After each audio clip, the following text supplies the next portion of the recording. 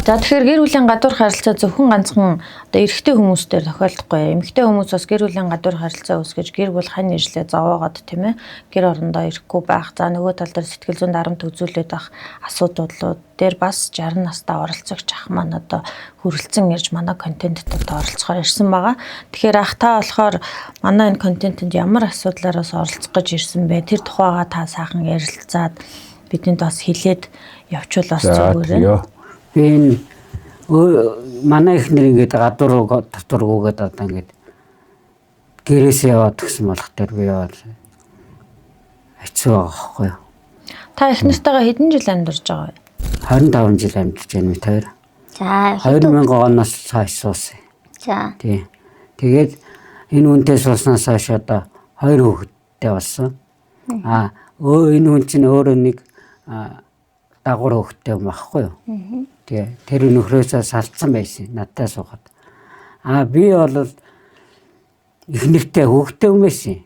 За. Тэгээд энэ хүн чинь Роялын зах дээр явж байгаа танилцаад энэ хүн чинь байранда засвар хийж байгаа тэгсэн. Тэгээд танилцсан би тэр. За. Тэгээд танилцаад би гэрт нь хөрөөж өгөөл тэгээд байсан чи намайг уцаар дуудаал хүрээ дээр надтай ингэ юм үзийгээд дуудсан байхгүй юу. Тэгэл би очиад тэгэл танилцаад бүжигэн цуг яваал сүлдээ тэгээд нөгөөч чинь над сайн болол надгүй бол амьдрахгүй нэ тэргээл тэгээд исэн. Би ч яг гэрүүлтэй хүн байсан. Тэгэл сүлдээ намайг очих дээр үзүүн дээр улаатлан уншчихэл би буцаад гэртээ ирэхээр эхнэртэйгээ боо хэрүүл болоод тэгж бүр салхтаа өрөөд салсан байхгүй юу. Тэгээд энэ үнтэй суусан.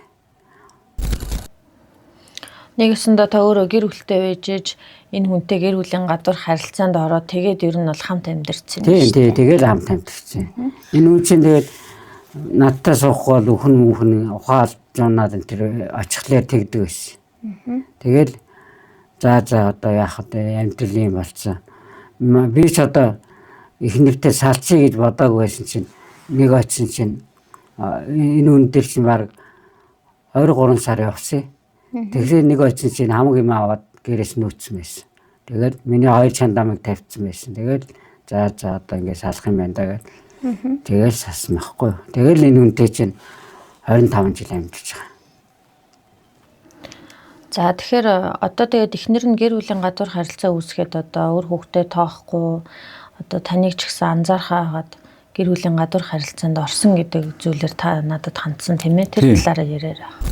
Би бол одоо ингээд энэ хүний гэртээ асаан байх багсан чи одоо ингээд бүжиг гүгэл одоо ингээд тогтгоо байсан. Гэртээ. Танай эхнэр хэдэн настай хүн бэ?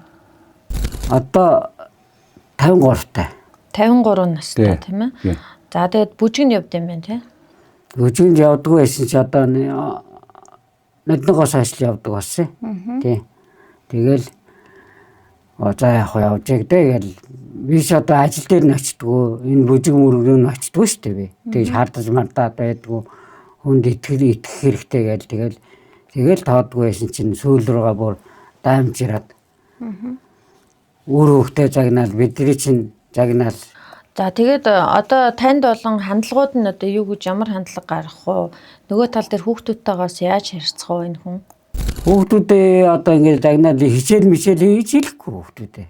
Ер нь ингээд энэ хүн чинь надаас сууснаас хойш Европоор нэг явлаа, Америк руу нэг явлаа. Нүдний Америк яваад ирснээс хойш бүр зан ааш нэвдрээд.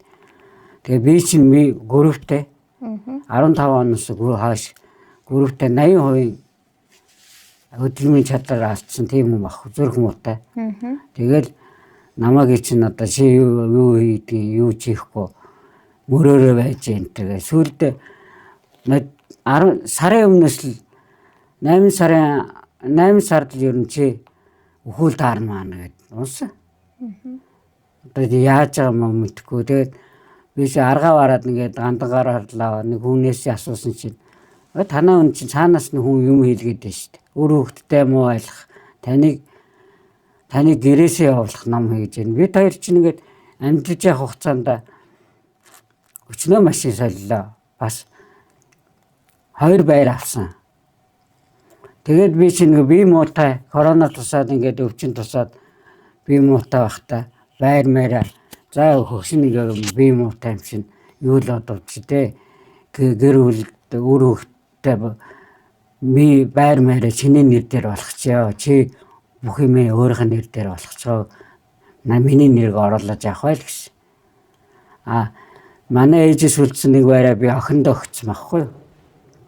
За. Нэрийг шилжүүлээд өгсөн. Тэгээд одоо сая ингээл ингэсэн чинь өчигдөр уцаар над руу яриад та чи юу яах гэдэг. Одоо бичлэг надад байгаа. Тэгэл чи юу яах гэдэг. Салаад чи манай гэрээс яваад өгч гэдэг. За. Би одоо ингээд байраа авсан юм шээ. Би бол бэжчиндээ байраа авъя. Одоо чи надад энэ сэтгэлгүй болсон бол одоо өөр хөвгттэй байраа шилжүүлчихээ гэсэн. Тэгсэн чинь нөгөө хүн чинь би чамд яахлаар байраа өгдөг. Шилжүүлэх ёстой хөвгттэй өгөхгүй. Би өгөхгүй өөр тэгж байна. Одоо та хоёрын дундаас ингээд орон сууц байгаа юм ба штэ. Тэгэнгүүт та болохоор нэгэнт гэр бүлийн гадуур харилцаа үүсгээд гэрээсээ явцсан. Тэгэнгүүт одоо үр хүүхдээ одоо гэр орноосоо хөөж туугаад таныг бас гэр орноос нь байрын мас сулж өг гэд хөөсөн гэдэг асуудал та өмнө ярьж байсан. Энэ асуудал үнэн үү? Үнэн. Одоо энэ чинь сая өчигдөр яриад 3-ны 1-ээр над руу та 3 халдаж гин гэж аахгүй. Хүүхдээ нэлээ та 3 над руу халдаад байна. Би над руу арай дэндүү та 3 халдаж гин. Энд манай охин чинь 20 настай. Тэгээ ингээд фэйсбүүк хайж аваад зураг мургийг олчиж нөгөө хүнтэйгээ амралтанд явж байсан. Хараа үнчи гээл янз бүрийн зураг бүжиг авсан. Тэр жанчуулынгийн хашаанд очисон тийм зураг мургийг олоод гаргачих. Тэгэнгүүтээ 7 хоногийн өмнө чинь тэр бүгдийг мэдчихэд манай 2 хүүхд чинь ээжтэйгээ хэрэлж байгаа юм чинь. Та нар чи ямар ч хамаагүй миний амьдрал. Та нар дугуулаа зайлцгаа гэдэг юм чи 2 хүүхдээ. Тэгээд одоо та гэрээсээ ингээд хүүхдээ аваа явчихаар хаана амьдрах вэ? Гэхдээ амьдрах юм байхгүй шүү. Тэр ахтуудны даашаа амьдрахгүй юу өөрөө тэгээд байгаа юм чинь. Тэгэхээр та хоёр дундаасаа одоо ингээд орон сууц аваад хамтдаа амьдралыг бүтээгээд хүүхдтэй амьдарч исэн. Одоо тэгэнгүүт насны бүгсэн та 60 нас хүрлээ. Гэтэл одоо наад гэр орноосоо яваад өг, зайлаад өг гэд одоо таныг бол одоо 2 хүүхдээ гудамжинд гаргах гэж шүү дээ. Тийм. Тэгээд би нэг өөрийнхөө дүүд дээр очисон нөхөр нь цагдаа байхгүй юу? Тэрнээс асуусан чинь наад хүн чинь чамайг та 3-ыг хөөчөөл нэр үнтэйгээ гэртээ амьдрах бодолтой байгаа юм шүү гэж тэгж хэлээ. Тэгээд бид хоёр чинь нэг гэрэлтийн балгаа байхгүй шүү дээ бас. Тий. Тэгээд энэ амьдрах хугацаанд бол 2-3 машин олсон. Одоо ингээд 2-3 байр авлаа. Тэгээд лагрын газар авсан. Тэгээд дээр бол ярьж явахдаа лагрын газар надад тэрэг гэж аахгүй. Тийм юм яриад би одоо ингээд чамайг ийм байвал би одоо би чи байр мэрэж авсан юм биш. 2 хүүхдийн нэрлүүлж шилжүүлчихээ л гэж гуйж байна. Би ингээд очиад уулзхахлаар зүгтаад байхгүй. Уцаад залах дээр уцаа авахгүй. Тийм болчиход байгаа байхгүй юу? Ер нь бол эцэг их хүн гэдэг бол үр хүүхдийнхээ өмнө хоёулаа үүрэг хариуцлагыг үүрсэн байх шүү дээ. Эцэг хүний үүрэг хариуцлага, ээж хүний үүрэг хариуцлага ямар байх хэвтэй юм тийм ээ. Гэтэл дундаасаа төрсөн үр хүүхдээ хүртэл гэр орноосоо хөөж, хажуудаа ханилсан хань нийслээ 60 нас хүрсэн даваан дээр одоо чи гэр орондоо очиж одоо гэр орноосоо хөөж, ах дүүсээр амьдр гэдэг ингээ хөөгөөд гэр бүлийн гадуур харилцаа үүсгээд байгаа 53 настай нэгэн одоо бүсгүй бас байна. Тэгэхээр ийм асуудлууд бас байж болохгүй. Өөрөө бас хууль хяналтын байгууллагаар одоо ажилдаг, тийм ээ, хуулиа мэддэг, дээдэлтэй хүн байжээж бас бусдад бас ингэж хатуурхаад өөрийнхөө төрсөн үр хүүхдийг гудамжинд ингээ гарга гэ хөөгөөд ингээд байдаг нь бас ийм асуудлууд бас байж болмооргүй байна. Нөгөө тал дээр энэ асуудлууд дээр бас ганцхан одоо эмэгтэй хүмүүс гэр бүлийн хүчирхийлэлд өртдөггүй. Нөгөө тал дээр эр хүмүүс маань хүртэл бас амьдралд бас ямар нэгэн байр байдлаар сэтгэл зүйн хүчирхийлэлд өртөж яваад байгаа бас эрчүүд маань бас байгаад байгаа. Тэгэхээр гэр бүлийн гадуур харилцаа гэдэг бол угаасаа одоо мэдээж одоо том сэдвэнийг. Тэгэхээр энэ дунд нь мэдээж өөр хүүхэд хохирогч нь байдаг. За тэгээд ээж дээр очиод уулзъя гэх. Тэгэхээр ээж нь одоо өөр хүүхдтэйгээ уулздаг. За тэгэнгүүт одоо хүүхдээ хүртэл чи намайг мөрдөж мөшглөө гэд одоо хөөж туугаад би чагаар цагдаад өгнө гэд ингээд сүрдүүлээд одоо өөрөө ингээ хууль яриад одоо охиныгоо хүртэл загнаад одоо гомдоогоод уйлуулаа хөөгөө гаргаж ирсэн асуудлууд бас байгаа гэж та өмнө хэлжсэн. Тэр охин нь болохоор ээжийнхээ утсан дээрээс тэр бичлэг видео тэдний л хүүхдүүд олчж байгаа байхгүй. Би тэрнийг мэдэхгүй шүү дээ. Тэр хүүхдүүд нь тэгээд олоод ямар бичлэг зураг байсан юм. Тэн дээр бүжгэн дээр явж байгаа тэр гулгалтын газар хоёулахны шинэ гоёлоо гулгаал нэгнийхээ зургийг авцсан. Тэгээд эн чинь амралтанд яваад хоол идээ. Тэгээд тэнцэнэ хонсон унтлагын авцсан устай нөгөө буудаа авцсан нөгөө залуу зураг мурга гарсан. Тийм зургнууд байгаа. Тэгээд тэр зурган дээр байсан хоолны буудлын нэг амралтын газрын нийтээр хоол идэх газар шүү дээ. Тэнд хоёулаа ингээд селфичсэн зураг байгаа байхгүй юу? Тэр зургийг үзсэн чинь манай дүү үзсэн чинь цаана ингээ хоол ижсэн талах ижсэн нэг настай хүн байгаа. Эмэгтэй хүн. Тэр нь нөгөө манай дүүг таньдаг хүн болж таарад. Тэрнээс уцаараа асуусан. Энэ хоёр хүн яасан бэ? Та таних уу? Хаасан уу гэсэн чинь. Энэ хоёр чинь залуу хосууд гээд тэнд бүжгэнд ороод ингээ хоол идээд хоёулаа хөдөлчихсөн жигтэйх явж исэн гэж байгаа. Тэгээд энэ сая энэний мэдээлэл энэ хоёр хүүхэд чинь авчаа утсан уцаар яриа та ямар завхын эсэн энэ гээл тэгсэн чинь миний амьдрал чамаагүй би нөхөртэй болж байгаа энэ тэр орлоод байгаа хоёр хүүхэд рүүгээ. Тэгээ энэ амьдрал чинь 3 сарын дотор л ийм үнэтэй болоод ингээ амьдрах болсон. Тэгээд би бүр гайхаад ийм аричингүү яагаад ингэчүүгээд бүр аргаа ороод андангаар нэг намаас асуулаа. Наад чинь таныг цааш нь болох хөрөөгттэй ойрхон байхгүй өөрт нь өчнөө ном хийгээд өөртөө татах ном хийлгэсэн байж тээ наад үний чинь. Тэгээд эгүй одоо ямар арга байна арга чарга байна вэ чинь тэр хүн болгот. Гэхдээ чи өөрийн наваад тэр өөрийг яаж авчрах вэ тийм үстэй те. Би яг юм хийж өгье гэсэн чинь өөрийн наваад тэр гэж. Би өөрийг авчрах ямар ч бол өөртөө нь уулзгаа боломж авахгүй. Одоо хоёр хүүхэд нь болохоор ээжигээ юу гэж яах вэ? Одоо энэ хоёр чинь дургу баг. Бүр аавтаа амьдрын энэ одоо эн чинь бүр мессежээр баахан мессеж руу явуулсан байл. Юу гэж явуулах вэ? Завхан мохоо балда мадаа гэж явуулсан байлээ.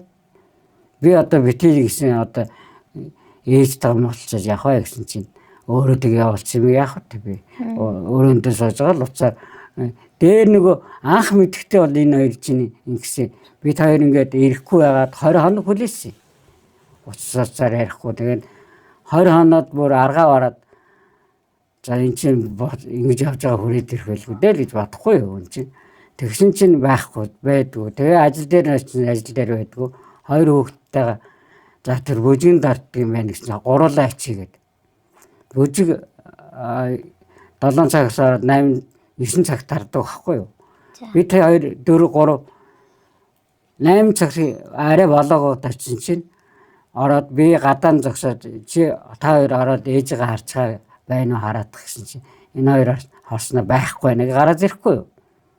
За байхгүй хоёлаа гурвал нэг орч харчигээд ороод харсан чинь манай нэг таньдаг хүн бүжгэлж байна. Тэнгүүд нь би өөдөө байхгүй. Тэр хуцсаад эмэгтэйчүүд өөрөө явсан байлгүй дээ. Би тийшээ явсан эмэгтэй хүн өргөтэй хүнийг ороод юм шүү дээ. Тэгсэн чинь охин ороод ээжтэйгээ гараад ирлээ. Тэгээ бүр бүжигний залны үүд бүр гадаа гарсан чинь үүдэнд нэг өөрчлөн нэг залуу зогсож байна. Тэр одоо тэр найз нь одоо бүжгэлдэг одоо энэ явуулдаад байгаа хүн.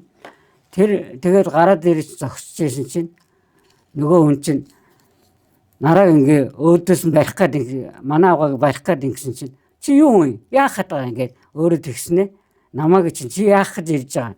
Нүдний улаа олгоод энэ тэргээд намайг загнаад тэгэнгүүт охин та юу нь яаж яваад байгаа энэ тэр гэсэн чинь өөрөө зүгтж өгөөд араас нь охин байраад авсан чинь охиноо чихрүүн цогж өгөөд нөгөө үнтэй хоёулаа гүгэж явчихаа.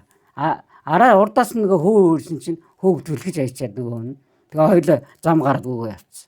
Тэгээд тэр явуулдаж байгаа залуу танаа хүүг түлхэж байгаа юм уу? Тийм тэгээ зогтож байгаа хгүй. Тэгээд ингэж тэр өдөр нь урд хэд хоногийн өмнө манай хүү ажил дээр нь очисон чинь ээж ажил дээр очихгүй юу? За. Тэгээд ингээд хаалганых нь ачаа гадаа ингээд чагнасан чинь энэ гоё палаж байна штэ энэ тэр чам зогч штэ энэ тэргээд тийм дуу сонссон байгаа. Тэгээд орсон чинь энэ бүжгэн дээр байдаг хүн өрөөнд нь цууцсан ингээд диван дээр ингээд цууцсан нөгөө палаж малаж өмссөн байж байгаа. Манай хүүг оронгоо сандраад за чи яв гэдэг тэнгүүтээ хүүгээ тэгж баахан тэрвж авч өмсөөл яах гэж ирсэн хаалгууд зөхгүй яасан тэргээл тэгээ тэгэнгүүт хөөч нь уурлал юу энэ тэр энэ зүгээр надаас зөвлөгөө авч байгаа хүн гээд тэгээ өнгөрсөн юм байна.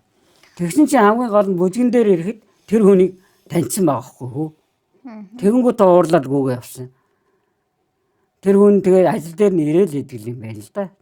Тэ. Би ажил дээр нь очих штэ юм. Тэгэхээр таны одоо яг бодож байгаа эцсийн мөч одоо та юу гэж бодож байна? Янз бүрийн юм хэлгээд өөртөө татаалаа юм байна да л гэж бодож байна. Уг нь бол ийм авиргүй юм байхгүй. Яагаад ийм болцсон? Одоо би өөр хөвгтэй ч үдэхгүй ийм болно гэдэг чинь тийм баймааргүй л хүн байхгүй. Тэгэхээр олон бас өрх талгуулсан аавууд маш их байгаа. Одоо яг тань шиг ингээд эхнэр нь хаяа явчихсан, гэр бүлийн гадуур харилцаанд ороод явцсан, үр хүүхдээ аваад үлдсэн аавууд одоо ер нь бас дандаа би эмэгтэйчүүд тал руу их ярьдаг. Гэтэл одоо над руу миний энэ контентэнд болохоор дандаа ер нь бол холилдсон хүмүүс яг одоо залгаж байгаа. Одоо манай эхнэр хаяа явцсан юм аа, би танаа энэ нэвтрүүлэгт оролцсомоор байна гэдэг хүсэл тавьж байгаа. Тэгэхээр би цаашдаа ер нь дараагийнхаа контентоор одоо бөөгийн зан үйлээр бас тодорхой хэмжээнд тохирогч болчихсон тийм ээ. Тийм хүмүүстэй хандаж бас одоо жочтой бас одоо хандж байгаа жочтой оруулна. Нөгөө тал дээр бас залуучууд маань бас гэр бүл дээр одоо гэр бүлийн гадуур харилцаа үүсгээд эхнэр нь хаяа явцсан хүмүүстэй чиглэсэн бас одоо цувралуудыг бас цаашдаа өргөн. Тэгэхээр бүх сэдвүүдээр манай контентэнд оролцож болно гэдгээ та бүхэндээ хэлмээр байна.